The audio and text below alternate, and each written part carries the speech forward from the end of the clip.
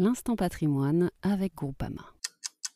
Il paraît qu'on peut donner une somme d'argent importante à ses enfants sans être taxé. C'est vrai ? Ça, c'est une question qui revient souvent, surtout en cette période de fête. Eh bien oui, c'est vrai. Alors bien sûr, il y a des conditions et puis ça va aussi dépendre de cas de figure. En fait, il y a au moins 3 façons de donner. La plus connue, c'est la donation.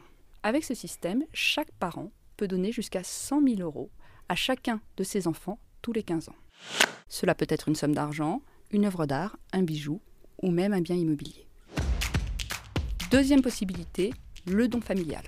Dans ce cas, les donateurs, c'est-à-dire les parents ou les grands-parents, vont donner une somme d'argent allant jusqu'à 31 865 € à chacun de leurs enfants ou petits-enfants tous les 15 ans. Les personnes qui n'ont pas d'enfants peuvent aussi donner de l'argent à leurs neveux ou nièces ou petits-neveux ou petites-nièces.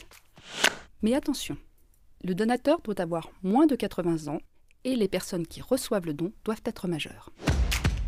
Entre donations et dons familiaux, chaque parent peut donner en exonération de droits jusqu'à 131 865 € par enfant tous les 15 ans.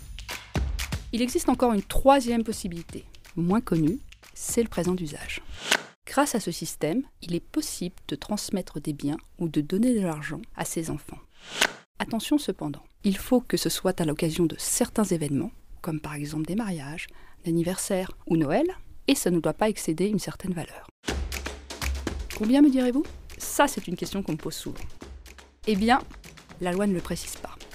Ce que l'on sait, c'est que la somme offerte ne doit pas être excessive et disproportionnée au regard des moyens du donateur. Et par moyen, il faut comprendre sa situation patrimoniale et ses revenus. À titre d'exemple, dans une affaire portée devant les tribunaux, un chèque de 15 000 € a été considéré comme un présent d'usage. Pourquoi ? Parce que la fortune du donateur était estimée à plus d'1 300 000 €. Dans une autre affaire, un chèque de 7 500 € n'a pas été considéré comme un présent d'usage, car le montant a été jugé excessif par rapport à la fortune du donateur. On voit bien que c'est du cas par cas.